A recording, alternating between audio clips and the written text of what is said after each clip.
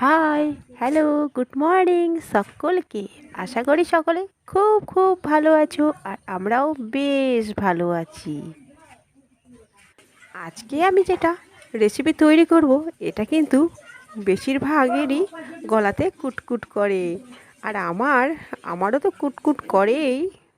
তো চলো এটাকে আমি পরিষ্কার করে নিয়ে নিচ্ছি আর এখন এটাকে ভালো করে ধুয়ে নেওয়ার পালা।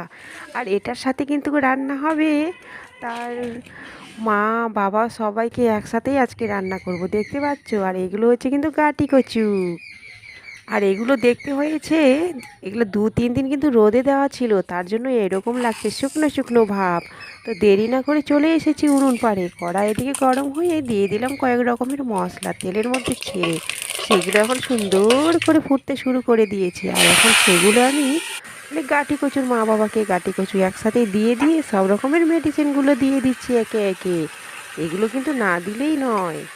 আর ঝালটা তোমাদের উপর ডিপেন্ড করবে। আমি কিন্তু এখানে 1 চামচি শুকনো লঙ্কার গুঁড়ো দিয়েই দিলাম। তোমরা চাইলে কাঁচা লঙ্কাও দিতে পারো। আর হ্যাঁ, এটা কিন্তু খুবই সুন্দর টেস্টি, খুবই সুন্দর সুস্বাদু খেতে। তোমরা যদি এইভাবে রান্না করো তাহলে দেখবে আরও সুস্বাদু হবে। তো এটা আমি 5 মিনিটের জন্য ঢেকে দিয়ে দিলাম। আর এইদিকে আমি 1 কিলো আদা আর 1 কিলো রসুন বেটে নিচ্ছি, তার সাথে 250 গ্রাম গোটা জিরে বেটে নিব একসাথে সবগুলোই। তারপরে ঢাকনা খুলে দেখি, ওরে বাবা, আমাদের তো গাটি কচু একদম সিদ্ধ হয়ে গলগলা হয়ে গেছে। তো এখানে শুধু দেওয়ার পালা সেই মশলাটাকে যে বেটে রেখেছি সেই মশলাটা দিয়ে দিব, তার সাথে একটা টমেটো দিয়ে দিব। টমেটো দিলে কিন্তু সুস্বাদু আরও বেড়ে যায়। হ্যাঁ, আর এই মশলাটা দেওয়ার পরে এত সুন্দর ফ্লেভার বের হয়েছে, যেটা তোমরা পাচ্ছ না সেটা আমি ভালো মতো পাচ্ছি। আর আশেপাশে যারা আছে তারাও ভালো মতো পাচ্ছে।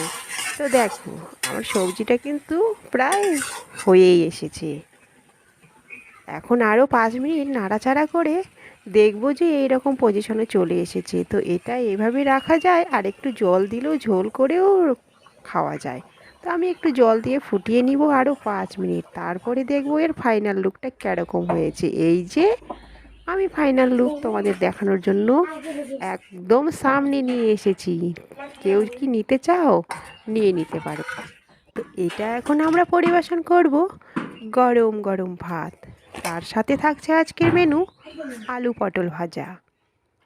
এই আলু পটল ভাজা আর গরম ভাত, তার সাথে এই গাটি কচুর মা বাবার সবজি, ও জমে একদম ক্ষীর হয়ে যাবে। আর এটা এতটাই টেস্ট হয়েছিল, একবেলা রান্না পুরোটাই শেষ হয়ে গেছে। তো তোমাদেরকে সবাইকে জানাই টাটা, বাই বাই, গুড।